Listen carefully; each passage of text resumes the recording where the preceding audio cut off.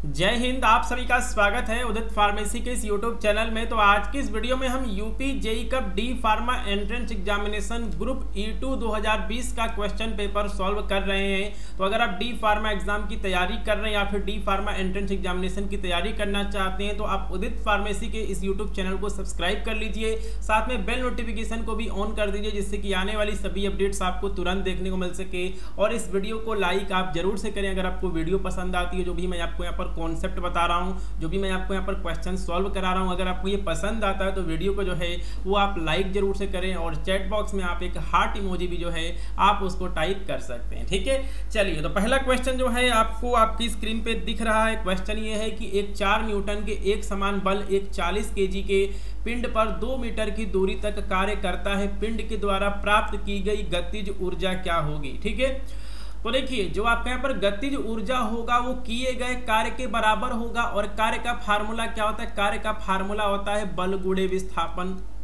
ठीक है, ये आपका फार्मूला होता है। बल क्या दिया गया है? तो यहाँ पर बल दिया गया है 4 न्यूटन का।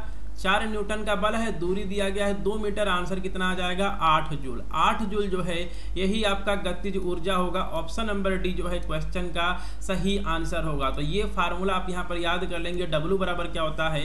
F इंटू एस होता है। ठीक है, तो चली गई दूरी 2 मीटर है, बल जो है वो यहाँ पर 4 न्यूटन का लगाया जा रहा है। तो यहाँ पर जो है आपका यहाँ पर वर्क कितना आ जाएगा? 8 जूल आ जाएगा। तो अगर आप डी फार्मा एंट्रेंस एग्जामिनेशन की कंप्लीट तैयारी करना चाहते हैं तो आप उदित फार्मेसी ऐप को प्ले स्टोर से डाउनलोड कर सकते हैं। आपको वहां पे आपको डी फार्मा एंट्रेंस एग्जामिनेशन का जो कोर्स है वो आपको दिख जाएगा। तो उदित फार्मेसी ऐप को डाउनलोड करने के लिए लिंक भी आपको डिस्क्रिप्शन बॉक्स में दिया गया है, या फिर आप सीधे प्ले स्टोर पर जाइए, वहाँ पे उदित फार्मेसी सर्च करिए, उदित फार्मेसी क्लासेस का ऐप आ जाएगा, आप उसको डाउनलोड कर लीजिए। ऐप पर आपको रजिस्ट्रेशन करना होगा, वहाँ पे आपको डी फार्मा एंट्रेंस एग्जामिनेशन का जो कोर्स है वो आपको दिख जाएगा। ठीक है, अधिक जानकारी के लिए जो आपको स्क्रीन पर नंबर दिख रहा है आप इस नंबर पे कॉल कर सकते हैं। ठीक है, चलिए सेकेंड क्वेश्चन हमारा आ चुका है। 0 डिग्री सेल्सियस की 2 kg बर्फ को 20 डिग्री सेल्सियस के 8 kg पानी के साथ मिक्स किया जाता है। तो इस मिक्सचर का, इस मिश्रण का अंतिम ताप क्या होगा? तो इस क्वेश्चन को सॉल्व करने के लिए हम लगाएंगे कैलोरीमेट्री का सिद्धांत। और कैलोरीमेट्री का सिद्धांत ये कहता है कि ली गई ऊष्मा जो है वो दी गई ऊष्मा के बराबर होती है। तो यहाँ पर 0 डिग्री सेल्सियस पे बर्फ है, 20 डिग्री सेल्सियस पे पानी है। तो जो आपके यहाँ पर बर्फ है वो पानी से ऊष्मा लेगा। वो क्या करेगा? वो पानी से ऊष्मा लेगा। और जो आपके यहाँ पर पानी है वो पानी को ऊष्मा, सॉरी जो आपके यहाँ पर पानी है वो जो है यहाँ पर बर्फ को ऊष्मा देगा। ठीक है, तो देखिए आपने ये 2 फार्मूला पढ़ा होगा, Q बराबर यम यस डेल्टा टी आपने पढ़ा होगा, और एक आपने और फार्मूला पढ़ा होगा Q बराबर यम इंटू यल। ये जो है आप 2 फार्मूला आपने पढ़ा होगा। इन दोनों फार्मूला का जो है वो हम यहाँ पर प्रयोग करके इस क्वेश्चन को सॉल्व करने वाले हैं। तो देखिए यहाँ पे S क्या है? S है विशिष्ट ऊष्मा। L क्या है? L होती है गुप्त ऊष्मा। जो आपके यहाँ पर यम है वो है द्रव्यमान और डेल्टा टी जो है वो आपका ताप में अंतर है। ठीक है, तो सबसे पहले जो है वो हम यहाँ पर लिखेंगे बर्फ के लिए। ठीक है, तो देखिए जो यहाँ पर क्वेश्चन में जो है वो यहाँ दिया गया 2 kg दिया गया, तो हम इसको लिखेंगे ग्राम में लिखेंगे। ग्राम में क्यों लिखेंगे? क्योंकि हमारे पास विशिष्ट ऊष्मा या फिर गुप्त ऊष्मा का हमारे पास जो वैल्यू होता है वो किस में होता है? ग्राम में होता है। तो इसकी वजह से जो है हम इसको लिखेंगे ग्राम में। तो ये आपका हो जाएगा 2000 kg इंटू। ठीक है, तो देखिए हम यहाँ पर क्या फार्मूला लगाने वाले हैं वो मैं आपको यहाँ पर फार्मूला जो है वो मैं यहाँ पे लिख देता हूँ ताकि जो है किसी तरह का कंफ्यूजन ना रहे। स्टेप वाइज जो है वो हम यहाँ पे करते हुए चलते हैं। तो हम यहाँ पर लिखेंगे यम आइस। ठीक है, आई का मतलब है आइस। उसके बाद उन्होंने लिखा है यस आई मतलब बर्फ की विशिष्ट ऊष्मा। उसके बाद डेल्टा टी प्लस यम आइस इंटू यल। देखिए हमने यहाँ पर यम यल वाला जो है हमने फार्मूला क्यों लगाया है? जो आपका बर्फ है वो अगर मेल्ट करेगा तो यहाँ पर जो है उसका अवस्था परिवर्तन होगा। अवस्था परिवर्तन में जो है Q बराबर यम इंटू यल वाला जो फार्मूला होता है वो हम लगाते हैं। जैसे कि जो आपका बर्फ है वो बदलेगा पानी में बदलेगा, या फिर जो आपके यहाँ पर पानी होता है वो किस में बदलता है? वो बदलता है भाप में बदलता है। ठीक है, तो यहाँ पर अवस्था परिवर्तन हो रहा है, इस वजह से जो है हम इस फार्मूले को लगा रहे हैं। बराबर आपका हो जाएगा m water s water delta t. ये जो है हम यहाँ पर फार्मूला जो है वो हम यहाँ पर लगाएंगे। ठीक है, तो यहाँ पर है आइस का द्रव्यमान कितना है? तो आइस का द्रव्यमान है हमारा 2000 ग्राम। ठीक है, अब देखिए यहाँ पर जो है ठीक है बर्फ की विशिष्ट ऊष्मा कितनी होती है? ठीक है, बर्फ की विशिष्ट ऊष्मा जो है वो होती है 0.5। ठीक है, 0.5 कैलोरी पर ग्राम होती है। गुड़ यहाँ पर ताप में अंतर क्या होगा, देखिए जो आपके यहाँ पर बर्फ है उसका तापमान क्या होगा, उसका तापमान बढ़ेगा, उसका तापमान बढ़ेगा और वो जो है बढ़ के T हो जाएगा, तो यहाँ पे हो जाएगा T-0 डिग्री सेल्सियस हो जाएगा।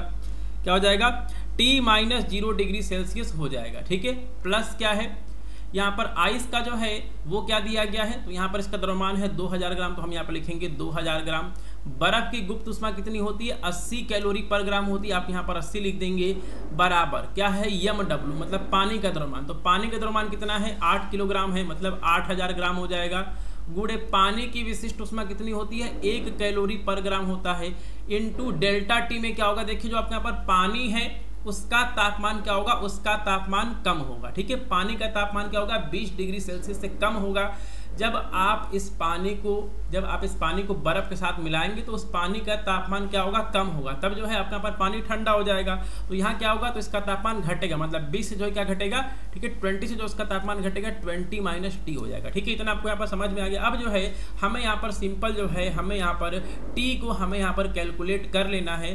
तो 2000 गुणे 0.5 कितना होगा, 1000 हो जाएगा।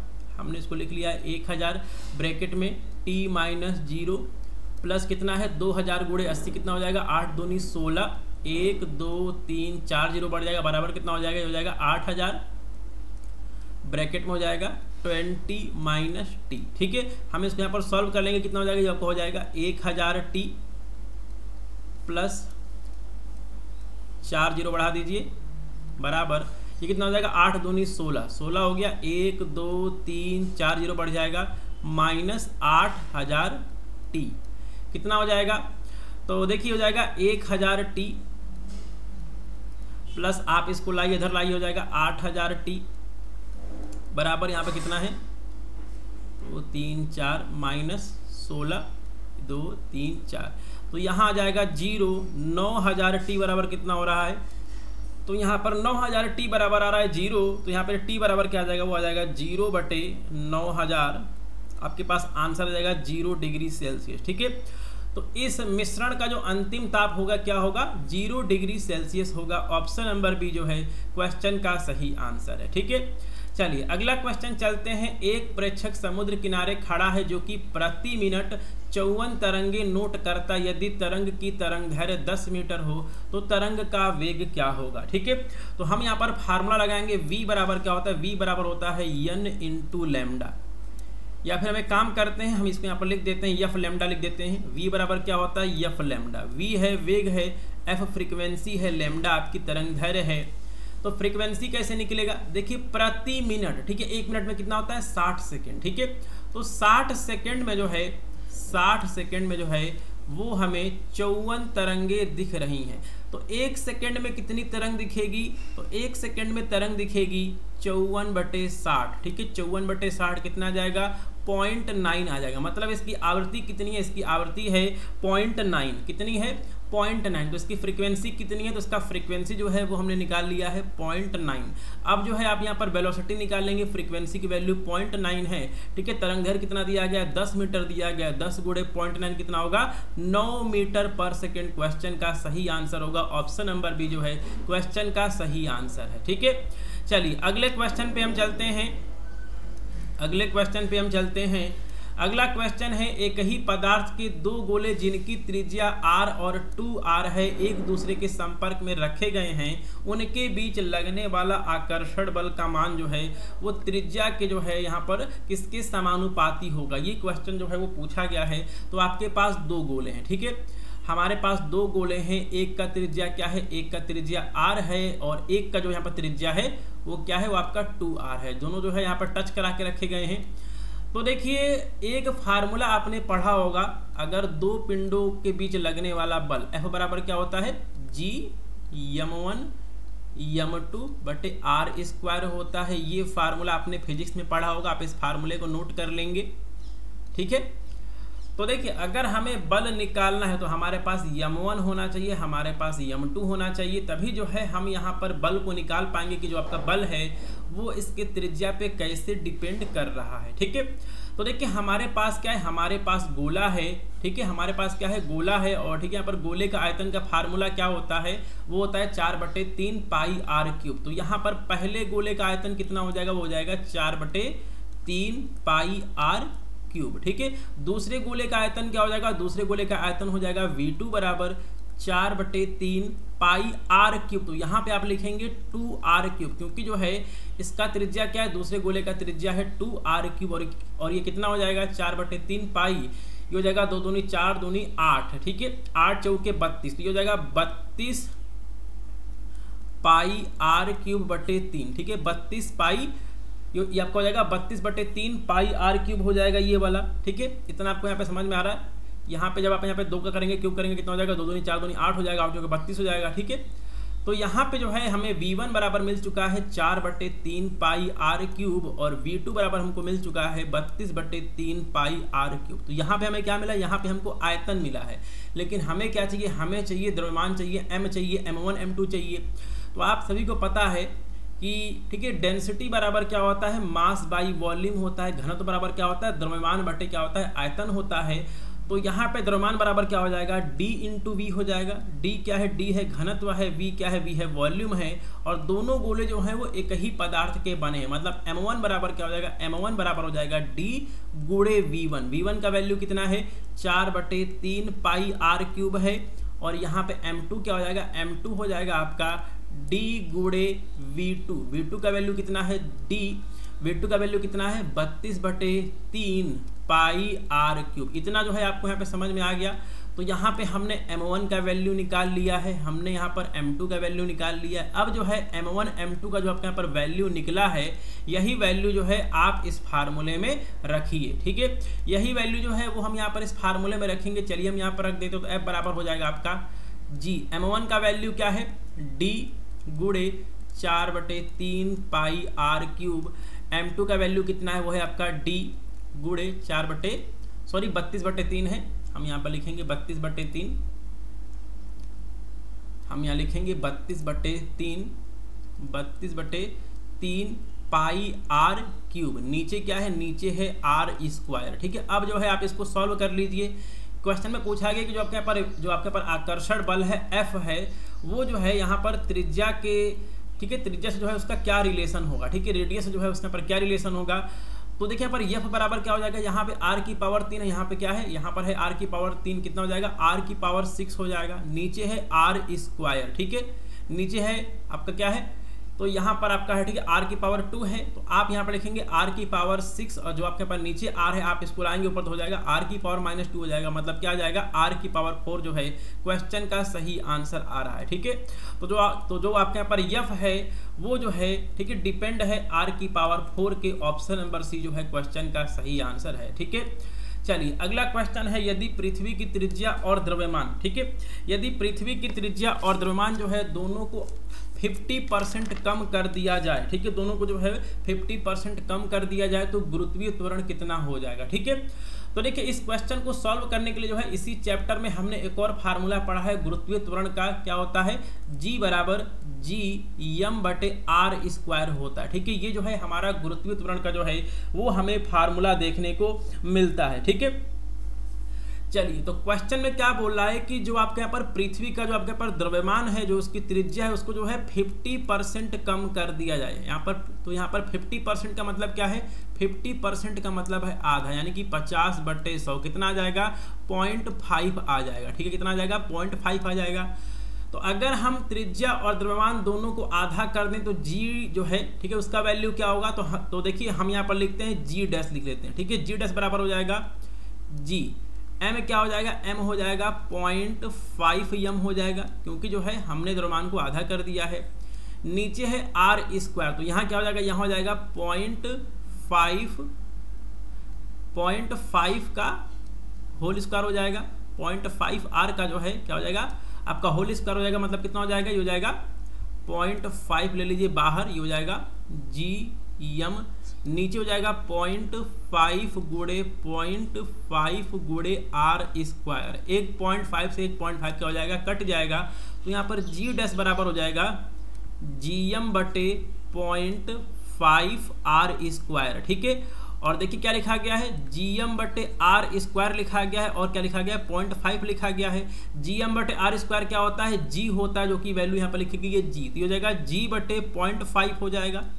ठीक है, तो यहाँ पर g डैश बराबर हमें क्या मिल चुका है, हमको मिल चुका है g/0.5। ठीक है, और अगर जो है, अगर आप यहाँ पर एक मान लीजिए, एक गुणे, ठीक है, g लिखा गया, तो ये हो जाएगा आपका 2g हो जाएगा। ठीक है, तो कहने का मतलब है कि g डैश बराबर हमको क्या मिल रहा है, हमको मिल रहा है 2g मिल रहा है। ठीक है, तो ये जो है हमारा आंसर आ रहा, ठीक है, ये जो है हमारा आंसर आ रहा है। तो देखिए यहाँ पर g का वैल्यू क्या दिया गया है, जो आपके पास g है वो हमारा क्या है, 100%, यानी कि जब हमने पृथ्वी की त्रिज्या और हमने जो उसका द्रव्यमान है, जब हमने उसको आधा नहीं किया था, तो उसका गुरुत्वीय त्वरण जो है वो 100% था। ठीक है, तो यहाँ पे आपका g डैश बराबर क्या हो जाएगा, g डैश बराबर हो जाएगा 2 गुणे 100%, मतलब कितना, 200%। ठीक है, 200% जो है वो हमारा यहाँ पर g डैश का वैल्यू आ रहा है। कहने का क्या मतलब है, तो कहने का मतलब ये है कि अगर हम पृथ्वी का द्रव्यमान और त्रिज्या उसको आधा कर दें, तो उसका गुरुत्वीय त्वरण जो है वो कितना हो जाएगा, 200% हो जाएगा। और 200% होने का मतलब यही है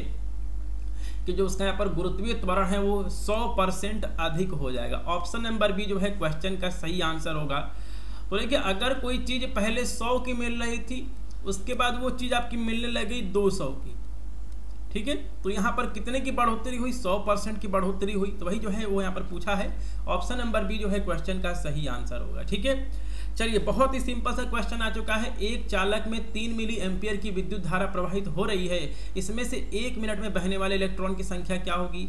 फार्मूला क्या होता है, Q बराबर IT होता है और Q बराबर N इंटू E होता है। आप IT और NE को बराबर कर दीजिए, IT बराबर क्या हो जाएगा, N इंटू E हो जाएगा, N बराबर क्या हो जाएगा, IT/E हो जाएगा, N बराबर क्या हो जाएगा, I का वैल्यू कितना है, 3 मिली एम्पियर, मतलब 3 गुणे 10 की पावर -3 एम्पियर। T क्या है, समय है, दिया गया 1 मिनट, आप इसको लिखेंगे सेकंड में, 60 सेकंड, बटे E क्या है, E है 1.6 इंटू 10⁻19 इलेक्ट्रॉन पे चार्ज। ठीक है, अब इसको आप यहाँ पे सॉल्व कर लीजिए, कितना हो जाएगा, ये हो जाएगा 36 18 180 हो जाएगा। ठीक है, 180 गुणे 10 की पावर -3, नीचे है 10 की पावर 19, आप इसको लाएंगे ऊपर हो जाएगा 10 की पावर 19, नीचे बचेगा 1.6, यहाँ पर पॉइंट हटाइए, ऊपर बढ़ जाएगा 0, कितना हो जाएगा, ऊपर हो जाएगा 1800 गुणे 10 की पावर, यहाँ पर 3 है, ठीक है, 10 की पावर -3 है, यहाँ पे है 10 की पावर 19, कितना होगा, 10 की पावर 16 हो जाएगा, 10 की पावर 16 बटे 16, 16 पचे कितना होता है, 16 पचे 80 होता है। देखिए जब आप इसमें पर भाग करेंगे तो आपके पास जो है कितना आ जाएगा, हम यहाँ पर भाग कर लेते हैं, क्योंकि जो है हमें बहुत सारे क्वेश्चन सॉल्व करने हैं। आप इसको यहाँ पर भाग कर लेंगे, ये आ जाएगा 112.5, ठीक है, 112.5 आएगा, 112.5 गुणे 10 की पावर 16, आप इसको लिख सकते हैं 1.125 इंटू 10⁻18। ठीक है, तो इलेक्ट्रॉनों की संख्या कितनी आ रही है, 1.125 इंटू 10⁻18 आ रहा है, 10⁻18 ऑप्शन दिया गया है, ऑप्शन नंबर सी जो है क्वेश्चन का सही आंसर होगा। ठीक है, बहुत ही बेसिक सा क्वेश्चन था। चलिए अगला क्वेश्चन जो है वो हमारे सामने आ चुका है। दो समांतर तार जिनमें से प्रत्येक में निश्चित विद्युत धारा I प्रवाहित हो रहा है के बीच में प्रतिकर्षण बल F है। यदि प्रत्येक में विद्युत धारा को दोगुना कर दिया जाए तो विद्युत बल क्या हो जाएगा। ठीक है, तो स्टार्टिंग में जो है, स्टार्टिंग में हम यहाँ पर लिखते हैं कि I1 बराबर क्या था, स्टार्टिंग में जो है यहाँ पर I करंट बह रही थी, उसके बाद I2 बराबर क्या किए, उसके बाद जो है यहाँ पर धारा को जो है वो यहाँ पर दोगुना कर दिया गया, मतलब I2 बराबर जो है 2I कर दिया गया है। तो पहले जो है F1 बल लग रहा था और अब जो है, ठीक है, हम यहाँ पर लिख लेते हैं F बल लग रहा था। ठीक है, पहले जो है वो आपका केवल F बल लग रहा था और जब हमने धारा को कर दिया दोगुना तो अब जो है आपका F2 बल लगेगा। ठीक है, तो ये F2 जो है वो कितना होगा, यही जो है क्वेश्चन में पूछा गया है। तो देखिए अगर दो समांतर तार में धारा बह रही है तो अगर उनके बीच आकर्षण बल लगे चाहे प्रतिकर्षण बल लगे, उसका फार्मूला क्या होता है, उसका फार्मूला होता है F बटे L बराबर μ0 बटे 2 पाई I1 I2 बटे R, ये फार्मूला होता है। ठीक है, पहली तार में बहने वाली धारा I1 होती है, दूसरी तार में बहने वाली जो आपकी धारा है करंट है वह है आपकी I2 है। तो क्वेश्चन में क्या दिया है कि दोनों तारों में जो है एक ही धारा बह रही है, मतलब I1 बराबर I2 जो है वो क्वेश्चन में दिया गया है कि दोनों तारों में जो है वो I धारा बह रही है। ठीक है, तो यहाँ से आपको फार्मूला क्या मिल रहा है, तो यहाँ से आपको फार्मूला मिल जा रहा है F बटे L बराबर μ0 बटे 2 पाई I² बटे R हो जाएगा। ठीक है। तो ये फार्मूला जो है वो यहाँ बन जा रहा है इस क्वेश्चन के अकॉर्डिंग। तो यहाँ पे आपको क्या दिख रहा है, तो यहाँ पे हमको ये चीज़ जो है वो हमको यहाँ पर दिख रहा है कि जो आपका यहाँ पर एफ है वो आपका डायरेक्टली प्रोपोर्शनल है आई स्क्वायर के, ठीक है। एफ जो है वो आपका डायरेक्टली प्रोपोर्शनल है किसकी, आई स्क्वायर के। तो आप इसको कैसे सॉल्व करेंगे, तो ये हो जाएगा F1 बटे F2 बराबर I1 बटे I2 का होल स्क्वायर। इतना आपको समझ में आ रहा है। F1 बराबर हम यहाँ पर F मान लेते हैं जो कि क्वेश्चन में दिया गया है। F2 हमको निकालना है। I1 बराबर क्या है, I है। पहले जो है वो इसमें जो है धारा कितनी बह रही थी, स्टार्टिंग में जो है वो यहाँ पर धारा बह रही थी I। उसके बाद जो है धारा को हमने कर दिया 2 गुना, मतलब 2I कर दिया का, इसका क्या हो जाएगा, होल स्क्वायर हो जाएगा, ठीक है। अब जो है हम इसको यहाँ पर सॉल्व कर लेते हैं। तो ये जो है I से I जो है वो आपके यहाँ पर कट जाएगा, तो क्या हो जाएगा 1/4 आ जाएगा, ठीक है। तो कहने का मतलब क्या है कि F बटे F2 बराबर क्या मिल चुका है, 1/4 मिल चुका है। तो F2 बराबर क्या मिल रहा है, 4F मिल रहा है, ठीक है। यही जो है क्वेश्चन का आंसर है। जो आपका यहाँ पर बल है वो 4 गुना लगना शुरू हो जाएगा, ठीक है। तो इस क्वेश्चन को भी जो है वो हमने सॉल्व कर लिया। जो मैंने आपको फार्मूला बताया है, ये फार्मूला जो है आप अपने कॉपी में जरूर से लिख लेंगे। इस फार्मूले से जो है क्वेश्चन कई बार एग्जाम में पूछे जाते हैं। चलिए एक और क्वेश्चन आ चुका है। 2000 ग्राम पानी का ताप 10 डिग्री सेल्सियस से 50 डिग्री सेल्सियस तक बढ़ाने के लिए आवश्यक ऊष्मा की मात्रा होगी। अभी हमने इस कॉन्सेप्ट से क्वेश्चन को सॉल्व किया है। Q बराबर यम यस डेल्टा टी। यम जो है वो दिया गया है 2000 ग्राम, 2000 ग्राम रख दीजिए। पानी की विशिष्ट ऊष्मा कितनी होती है, 1 कैलोरी पर ग्राम होता है। 1 कैलोरी ग्राम, ठीक है, 1 कैलोरी ग्राम पर सेल्सियस होता है, गुणे कितना है, ताप में अंतर, ठीक है। 10 डिग्री सेल्सियस से 50 डिग्री सेल्सियस जो है वो हो रहा है। तो यहाँ पर डेल्टा टी का मतलब होता है T2 माइनस T1, ठीक है। कितना हो जाएगा, 2000 गुणे 1। T2 कितना है, T2 है 50 डिग्री सेल्सियस, T1 कितना है 10 डिग्री सेल्सियस। कितना आंसर आ जाएगा, 2000 गुणे 50 में से जाएगा 10 जाएगा, कितना बचेगा, 40 बचेगा। आंसर आ जाएगा 4 दूनी 8, 1 2 3 4, 80,000 कैलोरी जो है क्वेश्चन का सही आंसर होगा, ठीक है। चलिए बहुत ही प्यारा सा क्वेश्चन आ चुका है। प्रकाश जिसकी तरंगदैर्घ्य वायु में 6000 एंगस्ट्रॉम है, एक माध्यम जिसका अपवर्तनांक 1.5 है में प्रवेश करता है, ठीक है। माध्यम में प्रकाश की आवृत्ति तथा तरंगदैर्घ्य क्या होगा। देखिए जब कोई प्रकाश एक माध्यम से दूसरे माध्यम में जाता है तो क्या बदलता है, उसका चाल बदल जाता है, उसका तरंगदैर्घ्य जो है वो बदल जाता है। इन दोनों में जो है आपको चेंज देखने को मिलता है।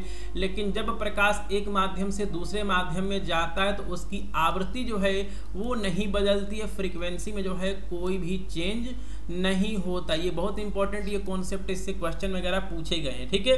चलिए तो सबसे पहले जो है वो हम यहाँ पर निकाल लेंगे फ्रीक्वेंसी। फ्रीक्वेंसी निकालने का फार्मूला क्या है, तो V बराबर क्या होता है, F इंटू लैम्डा होता है। F बराबर क्या हो जाएगा, V बटे लैम्डा हो जाएगा, ठीक है। तो प्रकाश है और प्रकाश की चाल क्या होती है, प्रकाश की चाल होती है 3 गुणे 10 की पावर 8 मीटर पर सेकेंड। लैम्डा जो है क्या दिया गया है, ठीक है, यहाँ पे दिया गया है 6000 एंगस्ट्रॉम दिया गया। तो आप यहाँ पे लिख लीजिए 6000 गुणे 10 की पावर माइनस 10, ठीक है।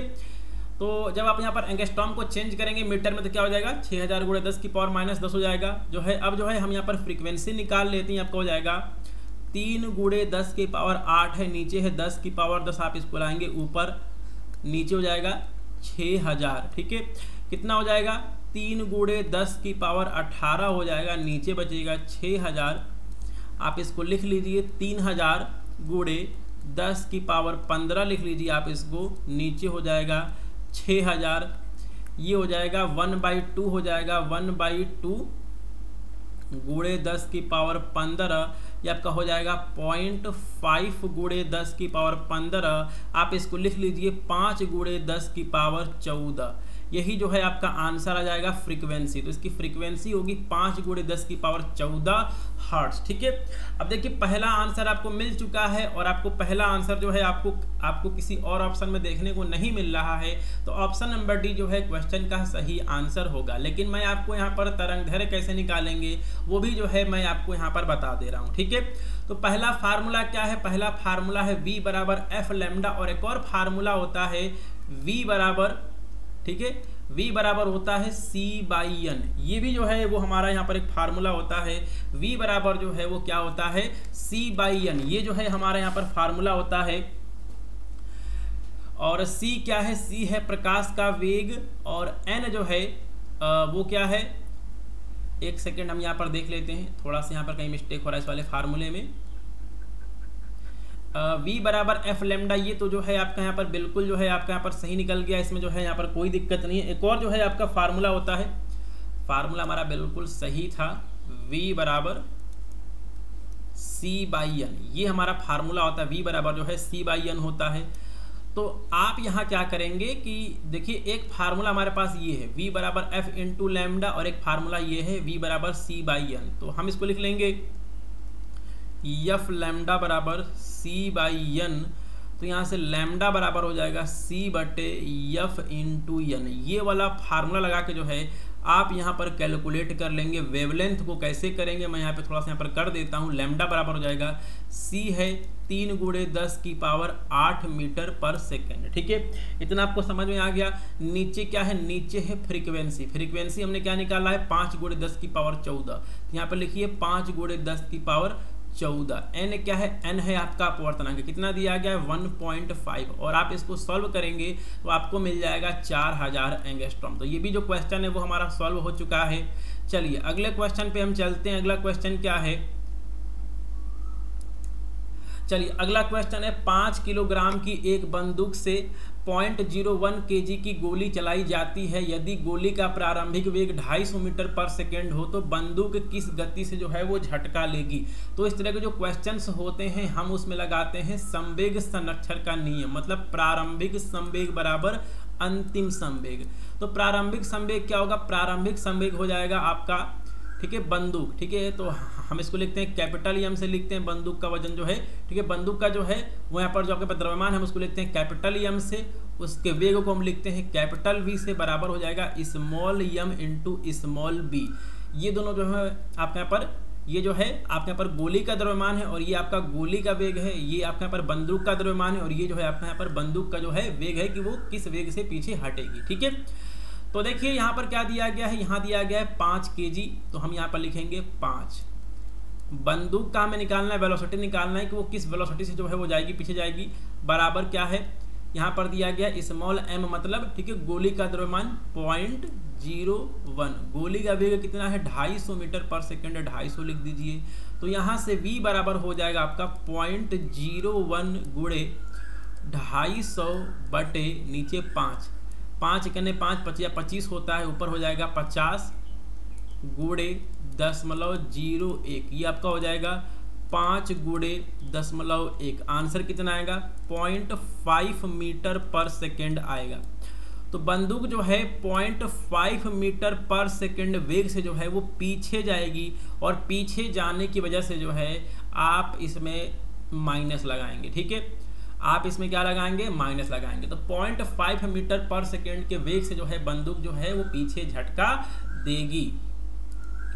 चलिए अगला क्वेश्चन है, यदि सरल लोलक का द्रव्यमान दोगुना कर दिया जाए तो आवर्तकाल। तो देखिए कोई भी आपका लोलक हो गया, उसके आवर्तकाल का फार्मूला होता है T बराबर 2π√L/g, ये फार्मूला होता है। इसमें कहीं भी आपको द्रव्यमान नहीं दिख रहा है, मतलब जो है आप लोलक का द्रव्यमान आधा कर दीजिए, 100 गुना कर दीजिए, उसके आवर्तकाल पे कोई प्रभाव नहीं पड़ेगा, ठीक है। चलिए तो यहाँ पर क्वेश्चन पूछा गया था कि एक उत्तल दर्पण, यहाँ पर लेंस था, ठीक है, एक उत्तल लेंस जिसका फोकस दूरी f है, जो कि एक वस्तु का प्रतिबिंब वस्तु के आकार का 1/n बनाता है, तो वस्तु की दर्पण से दूरी कितनी होगी, ठीक है। यहाँ पे जो है आप यहाँ पर लेंस कर लीजिए, लेंस जो है वो क्वेश्चन में दिया गया था, यहाँ पर दर्पण टाइप हो गया है।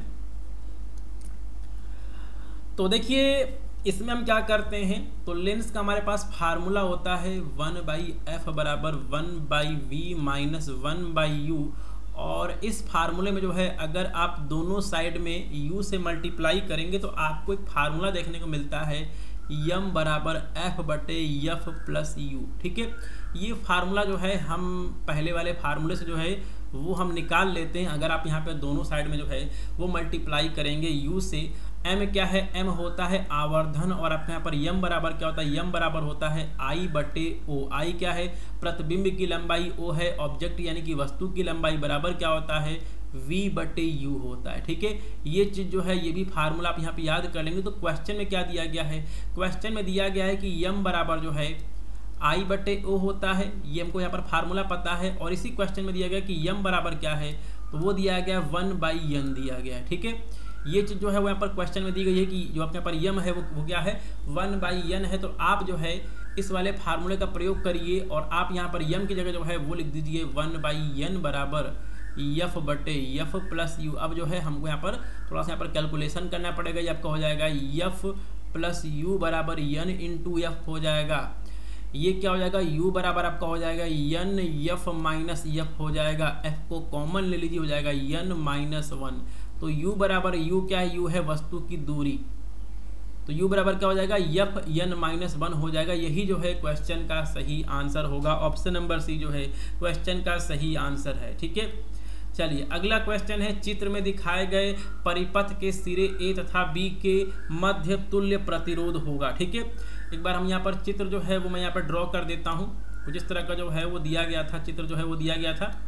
ये बेसिकली जो है आपका व्हीटस्टोन ब्रिज था ये। ठीक है, यहाँ पर प्रतिरोध लगा हुआ था। थोड़ा सा हम इसको बड़ा बना लेते हैं। व्हीटस्टोन सेतु जो बनता है वैसे जो है हमें यहाँ पर बनाना पड़ेगा।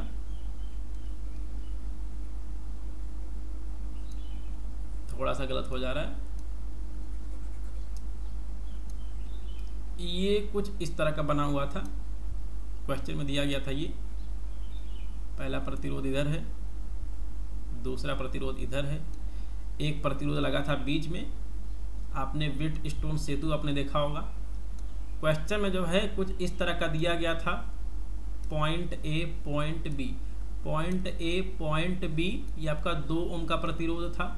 ये भी आपका 2 ओम का प्रतिरोध था, 2 ओम का प्रतिरोध था, 2 ओम का प्रतिरोध था, और बीच वाला जो है आपका 10 ओम का प्रतिरोध था। ठीक है, तो देखिए व्हीटस्टोन सेतु वाले में क्या होता है कि अगर ये आपका बैलेंस है तो बीच वाले से जो है वो यहाँ पर कोई भी करंट फ्लो नहीं करेगा, क्योंकि यहाँ पर हमें विभवांतर देखने को नहीं मिलता है। बीच वाला जो आपका प्रतिरोध है बस केवल आपको फंसाने के लिए दिया गया है। ठीक है, तो देखिए आप यहाँ पर इस सर्किट को कैसे बना लेंगे, तो ये आपका सर्किट बन जाएगा कुछ इस तरह का।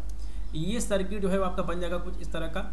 ऊपर के 2 प्रतिरोध जो हैं वो आपके श्रेणी क्रम में है, नीचे वाले जो हैं 2 प्रतिरोध आपके किस में है, श्रेणी क्रम में है। उसके बाद जो है दोनों प्रतिरोध जो है वो किस में है, समांतर क्रम में है। ठीक है, ये आपका 2 ओम का प्रतिरोध है, 2 ओम का प्रतिरोध ये भी है, 2 ओम का ये भी प्रतिरोध है, 2 ओम का जो है आपका ये भी प्रतिरोध है। तो ये वाला 2 ओम, नीचे वाला 2 ओम जो है ये आपको हो जाएगा 4 ओम का प्रतिरोध, ये हो जाएगा ऊपर वाला।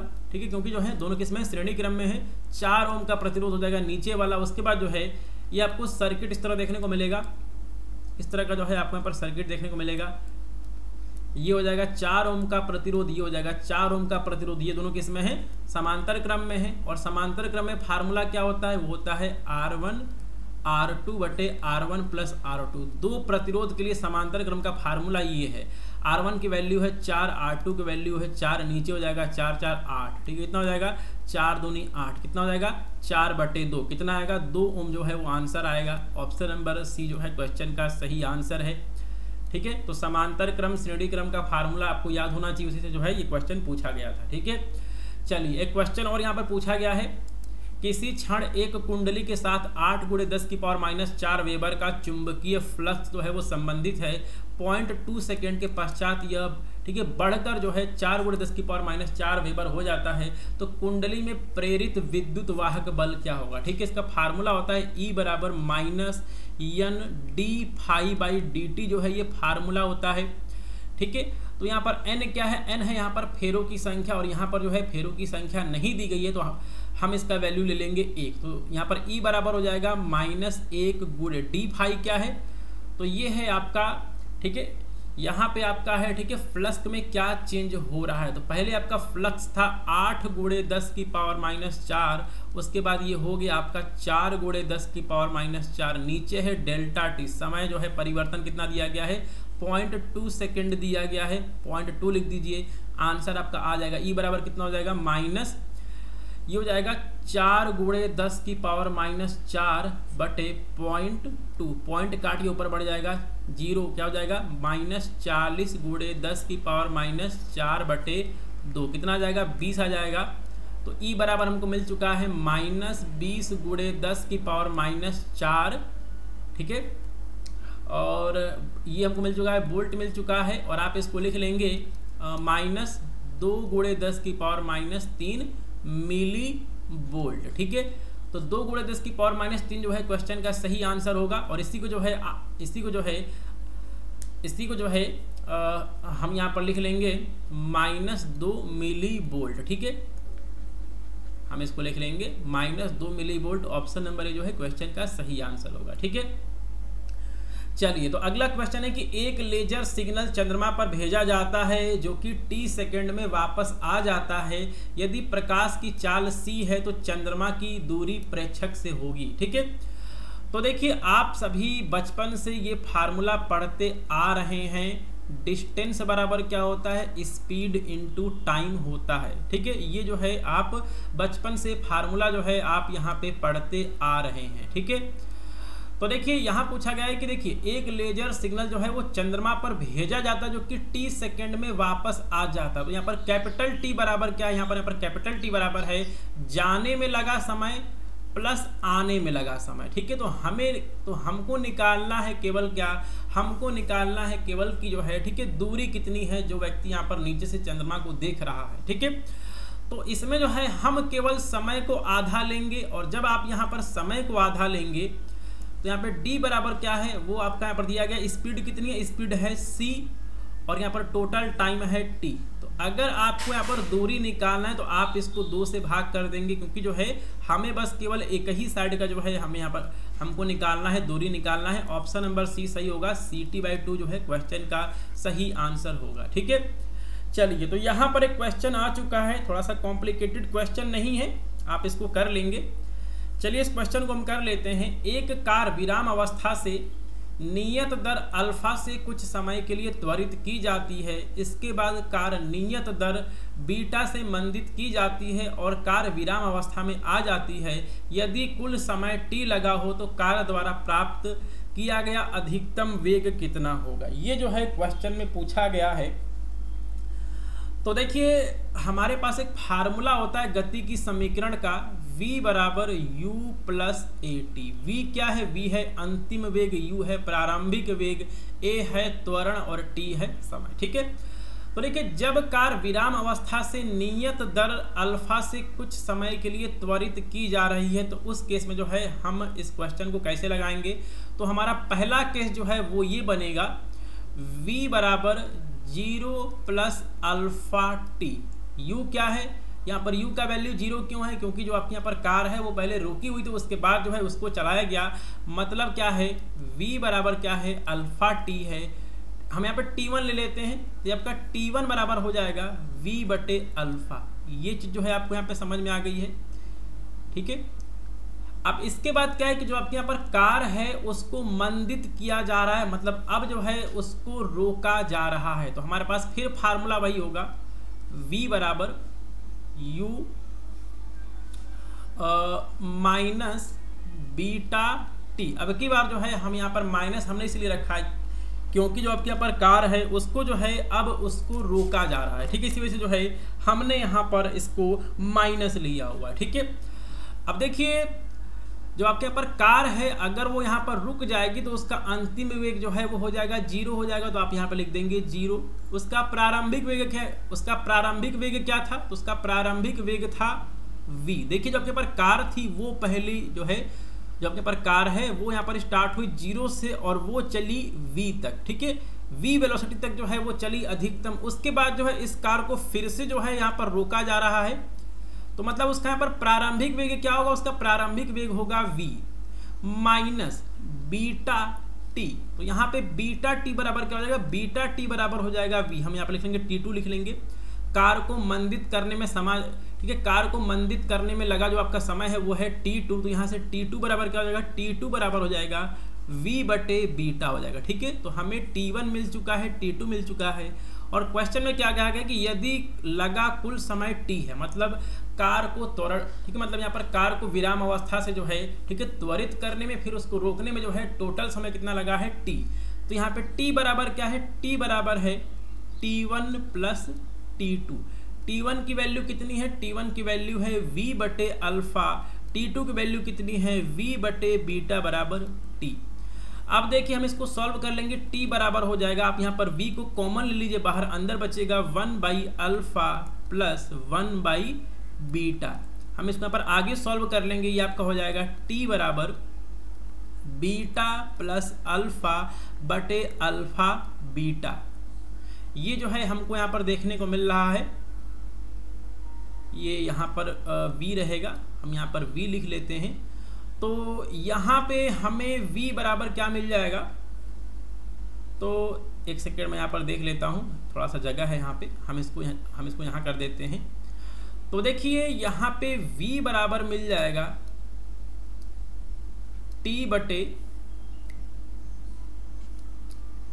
ये आएगा नीचे आएगा अल्फा प्लस बीटा बटे अल्फा b, और ये हमें यहाँ से v बराबर मिल जाएगा अल्फा बीटा बटे अल्फा प्लस बीटा ब्रैकेट में t।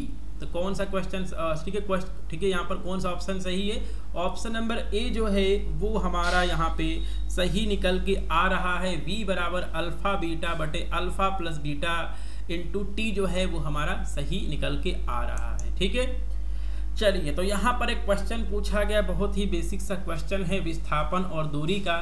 एक हवाई जहाज 400 मीटर उत्तर जाता है, फिर 300 मीटर पश्चिम जाता है, उसके बाद 1200 मीटर जो है ऊपर की ओर चला जाता है। इसका प्रारंभिक बिंदु से विस्थापन कितना होगा। विस्थापन क्या होता है, विस्थापन होता है प्रारंभिक स्थिति माइनस, ठीक है, आपके यहाँ पर विस्थापन क्या होता है, अंतिम स्थिति माइनस प्रारंभिक स्थिति। इसको जो है हम विस्थापन बोलते हैं। जैसे कि हमारे पास एक पॉइंट है, यहाँ पे आपका जो है, यहाँ पे आपका 30 मीटर है, ये आपका 50 मीटर है, तो यहाँ पे विस्थापन क्या हो जाएगा, यहाँ पर विस्थापन होगा आपका 50 माइनस 30, 20 मीटर का जो है आपका विस्थापन हो जाएगा। ठीक है, तो विस्थापन जो होता है वो तय की गई बीच की दूरी पे निर्भर नहीं करता है, वो बस केवल फाइनल पोजीशन और इनिशियल पोजीशन पे जो है वो डिपेंड करता है। ठीक है, तो चलिए इस क्वेश्चन को जो है वो हम यहाँ पर सॉल्व कर लेते हैं। ये आपका है ईस्ट वेस्ट नॉर्थ साउथ, इस तरह जो है आप इस चीज़ को बना लीजिए। ठीक है, डायरेक्शन के लिए तो जो आपका जहाज है वो सबसे पहले 400 मीटर उत्तर की तरफ जा रहा है। ठीक है, जहाज जो है वो 400 मीटर जो है वो उत्तर की तरफ चला गया है, 400 मीटर उत्तर की तरफ चला गया है। फिर 300 मीटर पश्चिम जाता है, मतलब इस साइड जो है हमारा जहाज जा रहा है 300 मीटर, ये दिया गया है। इस चीज़ को जो है वो हमें नीचे बनाना पड़ेगा क्योंकि थोड़ी सी यहाँ पे जगह की दिक्कत है, हम इसको नीचे बना लेते हैं। तो देखिए जो हमारा यहाँ पर जहाज है वो जा रहा है 400 मीटर ऊपर की तरफ, 400 मीटर ऊपर चला गया। फिर 300 मीटर पश्चिम जा रहा है, 300 मीटर पश्चिम कर लीजिए। उसके बाद जो है ये आपका चला जा रहा है 1200 मीटर ऊपर, ये जहाज जो है आपका चला गया है 1200 मीटर ऊपर। ठीक है, तो अब पूछ रहा है कि यहाँ पर विस्थापन क्या होगा। तो देखिए जो हमारे पर विस्थापन है, विस्थापन हमारा ये वाला पॉइंट होगा, ये जो है हमारा विस्थापन होगा। ये आपका यहाँ पर अंतिम पोजीशन है, ये यहाँ पर प्रारंभिक पोजीशन है, इसके बीच का अंतर क्या कहलाता है, विस्थापन कहलाता है। इसको जो है हमें कैलकुलेट करना है। ठीक है, तो इसको कैलकुलेट करने से पहले जो है हमें इस चीज को हमें कैलकुलेट करना पड़ेगा, इस चीज को जो है हमें कैलकुलेट करना पड़ेगा।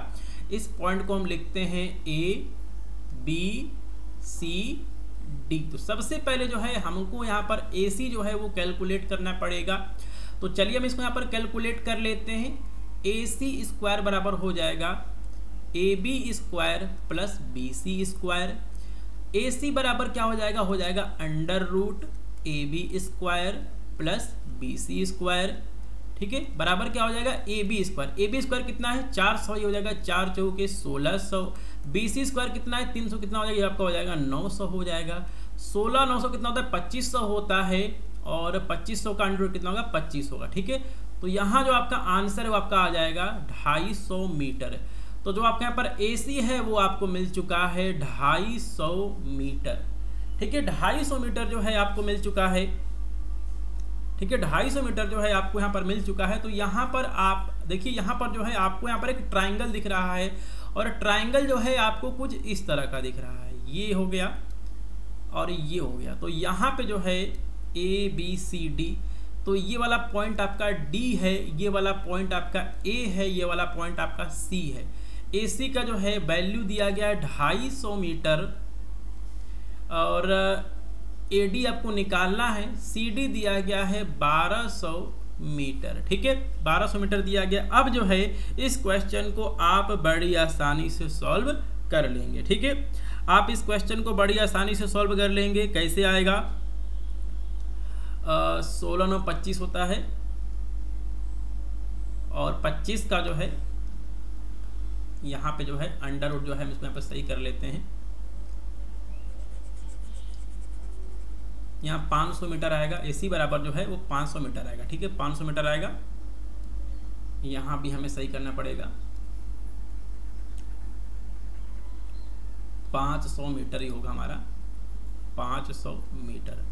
ठीक है, ठीक है। तो यहाँ पे AD बराबर क्या हो जाएगा? AD बराबर जो है वो हमारा हो जाएगा AC square plus DC square. और अगर आप इसको यहाँ पर आगे सॉल्व करेंगे, ठीक है, एक बार मैं यहाँ पे आपको एक बार जो है मैं आपको यहाँ पर बता देता हूँ। AC क्या है? AC हमारा है 250। ठीक है, 250 का स्क्वायर करिए, प्लस DC है 1200 का स्क्वायर करिए। और जब आप इसको सॉल्व करेंगे, तो आपके पास आंसर आएगा 1300 मीटर। 1300 मीटर जो है क्वेश्चन का आपको सही आंसर देखने को मिलेगा अगर आप इसको आगे सॉल्व करेंगे तो। ठीक है, चलिए हम चलते हैं अगले क्वेश्चन पे। एक 4 kg द्रव्यमान का तथा दूसरा 1 kg द्रव्यमान का एक समान गतिज ऊर्जा से गति कर रहे हैं। रेखीय संवेग का अनुपात क्या होगा? K बराबर क्या होता है? 1/2 mv स्क्वायर होता है। P बराबर क्या होता है? m × v होता है। V बराबर क्या हो जाएगा? P/m हो जाएगा। ये दोनों फार्मूला याद कर लीजिए यहीं पे। ठीक है, V का वैल्यू जो है आप इसमें रखिए कि क्या हो जाएगा? K बराबर 1/2 mp स्क्वायर बट्टे m स्क्वायर हो जाएगा। एक m से एक m कट जाएगा। K बराबर क्या हो जाएगा? p स्क्वायर बट्टे 2m हो जाएगा। क्वेश्चन में क्या दिया गया है? पहले पिंड का दूसरे पिंड का दोनों का गतिज ऊर्जा क्या है? बराबर है। मतलब जो आपका यहाँ पर P है वो कैसे डिपेंड कर रहा है? तो यहाँ पे आपको क्या दिख रहा है? यहाँ पे हमको दिख रहा है कि P स्क्वायर बराबर क्या है? P स्क्वायर बराबर है 2m_k। तो यहाँ से हमें क्या दिख रहा है? यहाँ से हमको जो है, यहाँ से हमको ये दिख रहा है कि जो आपके यहाँ पर P है, ठीक है, P बराबर क्या हो जाएगा? तो P जो आपका है, ठीक है, P बराबर क्या हो जाएगा? ये हो जाएगा √2m_k हो जाएगा। क्वेश्चन में जो है कि आपका समान है, मतलब जो आपके यहाँ पर P है वो आपके यहाँ पर डायरेक्टली प्रोपोर्शनल है √m_k। इतना आपको समझ में आ गया है। मतलब P1/P2 बराबर क्या हो जाएगा? √m1/m2 हो जाएगा। m1 क्या है? m1 है 4 kg, m2 है 1 kg। आंसर कितना आएगा?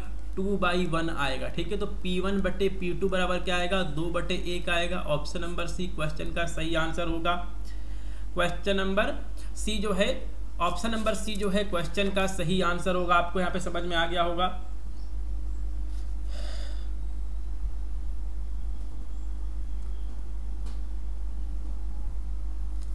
चलिए अगला क्वेश्चन हम देख लेते हैं। एक लेंस जिनकी क्षमता 2.5 डायोप्टर है, 2.5 डायोप्टर और 1.5 डायोप्टर है को एक साथ संयोजित किया जाता है तो नए लेंस की फोकस दूरी क्या होगी? जब आप यहाँ पे आपस में लेंसों को मिलाते हैं तो उनका पावर जो है वो जुड़ जाता है। दो लेंस दिया गया है P1 P2 हम लिख लेते हैं। 2.5 डायोप्टर प्लस 1.5 डायोप्टर कितना हो जाएगा? 4 डायोप्टर। P का वैल्यू कितना निकल गया है? 4 आ चुका है। और P बराबर क्या होता है? P बराबर होता है 100/F। अगर आपका F जो है, अगर आपको सेंटीमीटर में निकालना है तो आप इस वाले फार्मूले का लगाएंगे। क्वेश्चन में पूछा गया कि लेंस की फोकस दूरी क्या होगी, तो F बराबर हो जाएगा 100/P।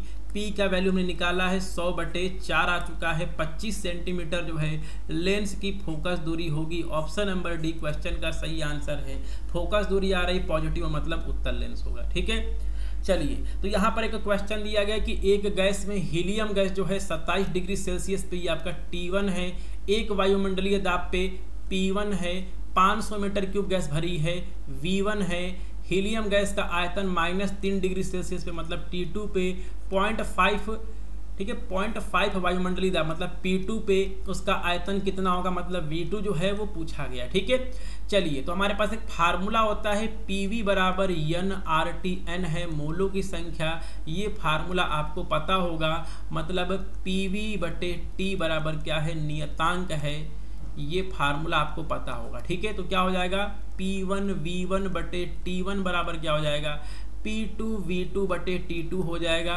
P1 क्या है, तो P1 दिया गया है, एक एटीएम दाब है। V1 क्या है, 500 मीटर क्यूब है, 500 मीटर क्यूब हो गया। नीचे क्या है, T1, तो T1 जो है आप हमेशा लेंगे किसमें, केल्विन में, तो केल्विन में जो है आप इसको यहाँ पर चेंज करिए, 27 + 273 कितना हो जाएगा, ये आपका कितना होता है, 300 केल्विन हो जाएगा। ठीक है, तो नीचे हो जाएगा 300 बराबर कितना हो जाएगा, P2 कितना है, 0.5 है।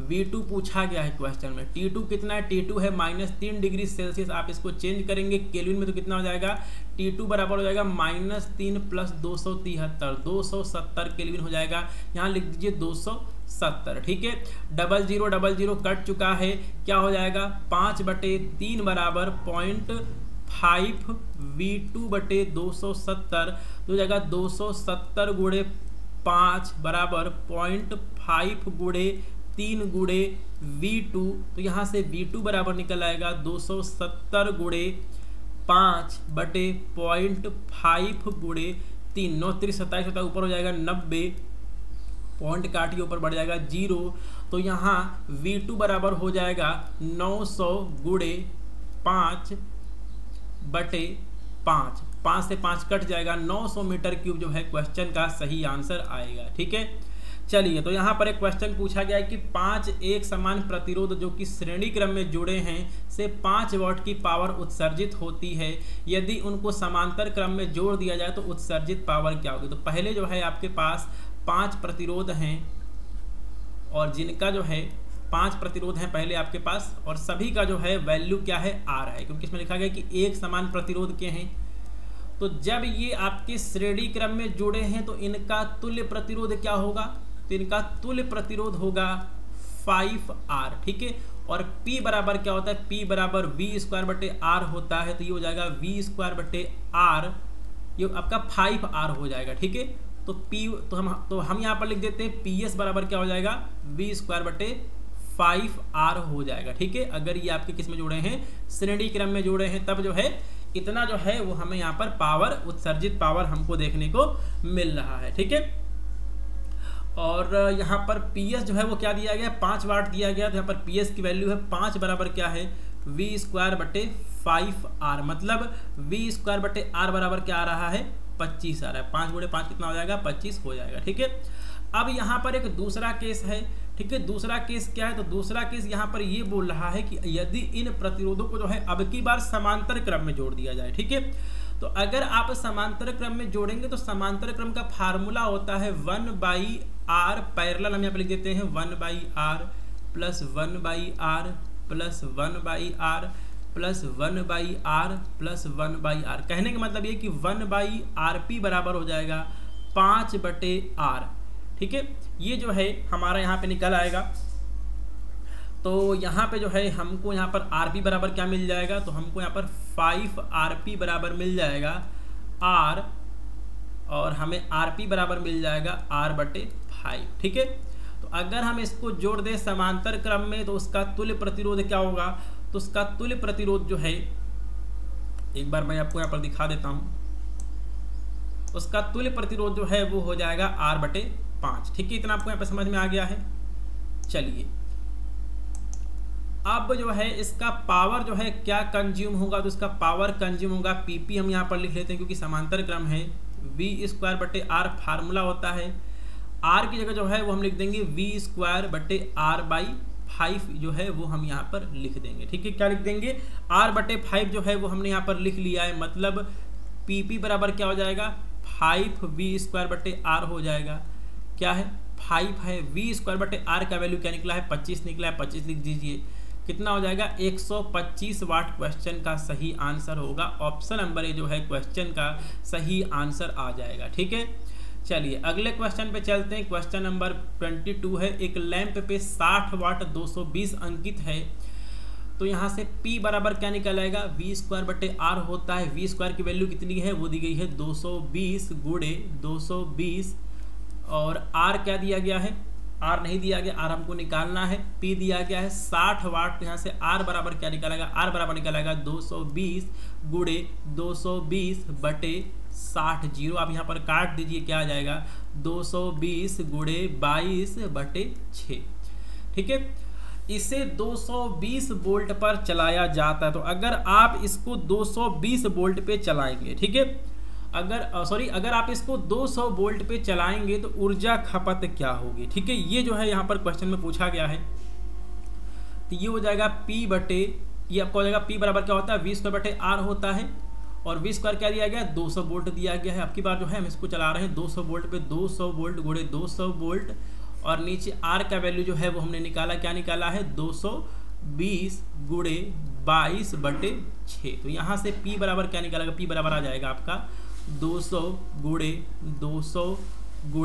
6, नीचे हो जाएगा 220 गुणे 22, जीरो से जीरो कट जाएगा, ऊपर बचेगा आपका 2 दूनी 4, 4 1 2 3 0 गुणे 6, नीचे बच जाएगा 22 गुणे 22, और जब आप इसको यहाँ पर सॉल्व करेंगे ये हो जाएगा आपका 6 चौके 24, 24 1 2 3, नीचे बचेगा 22 गुणे 2 से कट जाएगा, कितनी बार जाएगा 12 बार जाएगा, 12,000/22। टेबल कितनी बार जाएगा, तो इस क्वेश्चन का जो हमारा आंसर आएगा एक बार हम चेक कर लेते हैं, 12,000/22। क्वेश्चन का आंसर जो है वो आपका 545। एक सेकेंड, यहाँ पे कुछ ना कुछ हो रही गड़बड़ हो रही है, ठीक है, जीरो में।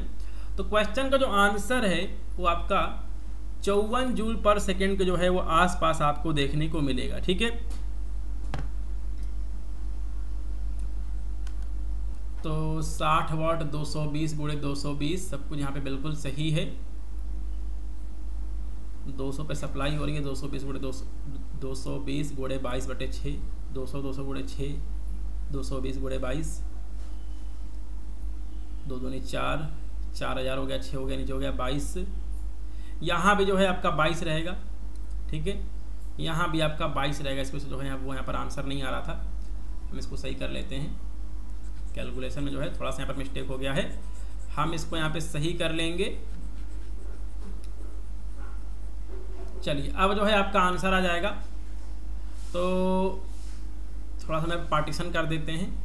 ये हो जाएगा 6 चौके 24, 24 1 2 3, नीचे है आपका 22 गुणे 22। ठीक है, 22 गुणे 22 ये आपका हो जाएगा 484 हो गया है। और अब की बार जो है 24,000 को जो है हम बात करेंगे 484 से, आंसर आ जाएगा हमारा, कहाँ इसमें थोड़ा सा हो रहा है गड़बड़ हो रहा है। देखिए आप इस क्वेश्चन को जो है आप यहाँ पे ऐसे ही जो है आप यहाँ पे सॉल्व कर लेंगे। P बराबर V²/R होता है, तो आप सबसे पहले जो है आप यहाँ से R निकालेंगे। ठीक है, तो यहाँ से R जो है वो आपका निकल के आ जाएगा ये। उसके बाद जो है आप इस वाले फार्मूले का फिर से प्रयोग करेंगे, और यहाँ पर जो है यहाँ पर वोल्टेज आप यहाँ पर लिख देंगे 200 गुणे 200, नीचे R का वैल्यू आपने निकाला, उसके बाद आप यहाँ पर कैलकुलेट कर लेंगे। P का जो आपके यहाँ पर वैल्यू है वो निकल के आ जाएगा। ठीक है, वो जो है आपका यहाँ पर वैल्यू निकल के आ जाएगा। हमारा वैल्यू क्यों नहीं आ रहा है, हमारा तो वैल्यू सारा कुछ सही है। कितना है, 24,000 है। ठीक है, 24,000/484 बिल्कुल आ चुका है। 49.58 ये जो है करीब आपका 50 के आसपास है। ठीक है, 50 जूल पर सेकेंड जो है क्वेश्चन का सही आंसर होगा। ऑप्शन नंबर सी जो है क्वेश्चन का सही आंसर होगा। कैलकुलेशन हमारा बिल्कुल सही था। ठीक है, चलिए अगला हमारा क्वेश्चन है वो ये है कि 1 ओम प्रतिरोध के एक तार को इस प्रकार खींचा जाता है कि उसका व्यास जो है 0.25% परिवर्तित हो जाता है, तो तार के प्रतिरोध में प्रतिशत परिवर्तन क्या होगा। ये जो है यहाँ पर क्वेश्चन पूछा गया। तो देखिए तार के प्रतिरोध का फार्मूला होता है R बराबर रो एल बटे ए। ठीक है, ये फार्मूला हमारा होता है और इस फार्मूले को लगाने से पहले जो है एक चीज़ जो है वो हमें यहाँ पर चेंज करनी पड़ेगी, क्योंकि यहाँ पर व्यास दिया गया है और तार का क्षेत्रफल होता है ए बराबर पाई आर स्क्वायर होता है। ठीक है, ये जो है हमारा फार्मूला होता है। ठीक है, ये जो है हमारा फार्मूला होता है। तो देखिए व्यास जो है, व्यास d बराबर क्या होता है 2r होता है, तो r बराबर क्या हो जाएगा d/2 हो जाएगा। ठीक है, तो यहाँ पे हमारा a बराबर क्या हो जाएगा पाई d/2 का होल स्क्वायर। कहने का मतलब ये है पाई d²/4 हो जाएगा। इतना आपको समझ में आ रहा है, तो आप यहाँ पे लिख देंगे रो यल ए की जगह जो है वो हम लिख देंगे पाई d²/4। ठीक है, इतना जो है हमको यहाँ पे समझ में आ गया है, बिल्कुल समझ में आ गया है। ठीक है, इतना जो है हमको यहाँ पर बिल्कुल समझ में आ गया है। ठीक है, चलिए अब देखिए एक और फार्मूला हम यहाँ पे लगाएंगे। वॉल्यूम बराबर क्या होगा क्षेत्रफल गुणे लंबाई होगा, तो यहाँ से लंबाई जो है हमें L बराबर मिल जाएगा V/A मिल जाएगा। ठीक है, तो हम यहाँ पर V की जगह जो है वो हम लिखेंगे, इस चीज़ को हमें यहाँ पर पहले कर लेना चाहिए था, हमें चीज़ को जो है वो हम यहाँ पे पहले कर लेते हैं। ठीक है, ज़्यादा सही रहेगा। इस चीज़ को जो है वो हम यहाँ पे पहले कर लेते हैं। आपका हो जाएगा रो V/A और A जो है आपके पर पहले से था, तो ये आपका हो जाएगा रो V/A स्क्वायर। ठीक है, और A का वैल्यू क्या है, A का वैल्यू है पाई d²/4। तो यहाँ पे R बराबर हो जाएगा आपका रो V पाई d²/4 का होल स्क्वायर। तो यहाँ पे हमें मिल जाएगा रो V/पाई d⁴ नीचे हो जाएगा 4 चौके 16। तो यहाँ पे हमें R बराबर मिल जाएगा 16 रो V/पाई पाई है आपका ये पाई d⁴। ये जो है हमको यहाँ पर इक्वेशन हमको देखने को मिल रहा है। अब जो है आप यहाँ पर जो है प्रतिशत त्रुटि जो है हमारा क्या हो जाएगा, तो हमारा यहाँ पर प्रतिशत तो हमारे यहाँ पर त्रुटि है वो हो जाएगा डेल्टा R/R गुणे 100 बराबर 4 डेल्टा D/डेल्टा D गुणे R। ये आपका त्रुटि वाले से जो है वहाँ पर क्वेश्चन दिया गया है 4 और यहाँ पर दिया गया त्रुटि दिया गया है। ठीक है, डेल्टा D/गुणे 100 क्या दिया गया है 0.25% दिया गया है। तो क्वेश्चन का आंसर आ जाएगा 2%। ठीक है, क्वेश्चन का आंसर जो है 2% आएगा। ऑप्शन नंबर सी जो है क्वेश्चन का आंसर जो है वो आ जाएगा 1% आ जाएगा। अगर आप यहाँ पे 0.25 को अगर आप यहाँ पे 4 बार गुणा करेंगे कितना आएगा 1% आएगा। ठीक है, 1% क्वेश्चन का सही आंसर होगा। ऑप्शन नंबर डी जो है क्वेश्चन का सही आंसर होगा। ठीक है, और जो आपकी वैल्यू है ये आएगी माइनस में आएगी। माइनस में क्यों आएगी, क्योंकि जो है नीचे था आपका d⁴, जब आप इसको ऊपर लाएंगे तो ये आपका हो जाएगा d⁻⁻4 हो जाएगा। ठीक है, तो इसका आंसर जो है वो आपका आएगा माइनस में आएगा, लेकिन जो है इसमें ठीक है 1% का जो है वो परिवर्तन होगा। चलिए अगला क्वेश्चन देख लेते हैं। सिंपल सा क्वेश्चन है। 150 kg का एक स्कूटर 108 किलोमीटर प्रति घंटे की एक समान चाल से चल रहा है। यम का वैल्यू दिया गया है 150 kg, चाल दी गई है 108 किलोमीटर प्रति सेकेंड। आप इसको घंटा दिया गया है, आप इसको बदल लीजिए मीटर पर सेकेंड में। 108 गुणे 5/18। ठीक है, 5/18 से मल्टीप्लाई करेंगे तो ये जो है वो आपका चेंज हो जाएगा मीटर पर सेकेंड में। 108 को आप यहाँ पर डिवाइड करिए 18 से, क्या आ जाएगा 6 आ जाएगा। 18 6 108 होता है, 6 × 5 = 30 मीटर पर सेकेंड जो है आपका चाल है। इसको हमें t बराबर 10 सेकेंड में जो है हमको रोकना है। ठीक है, तो इसके लिए कितना बल लगाना पड़ेगा, बल का फार्मूला होता है F बराबर m × a होता है। a क्वेश्चन में दिया नहीं गया है। v बराबर क्या होता है, v बराबर होता है u + at। तो यहाँ से a बराबर क्या हो जाएगा, ठीक है, यहाँ से जो है वो हम यहाँ पर तो यहाँ पर at बराबर हो जाएगा v - u और यहाँ से हमें a बराबर मिल जाएगा v - u/t। a बराबर क्या हो जाएगा v - u/t। तो आप यहाँ पर लिख देंगे, तो यहाँ पे हो जाएगा f बराबर m ब्रैकेट में v - u/t। ठीक है, इतना आपको यहाँ पर समझ में आ गया। m का वैल्यू क्या है 150 है। ठीक है, और हमें जो है हमें इसको रोकना है, तो इसका फाइनल वेलोसिटी हो जाएगा क्या हो जाएगा 0 हो जाएगा। इसका प्रारंभिक वेग कितना था 30 मीटर पर सेकेंड था। नीचे समय क्या है, समय दिया गया है 10 सेकेंड। तो आप यहाँ पर कैलकुलेट करेंगे, क्या हो जाएगा, ये हो जाएगा 150 गुणे 30 कितना होता है, -450/10। इसको रोकने में जो है 45 न्यूटन का बल लगेगा, और यहाँ पर माइनस इसलिए आ रहा है क्योंकि जो है हम इसको रोक रहे हैं। ठीक है, तो यहाँ पे 45 हो जाएगा।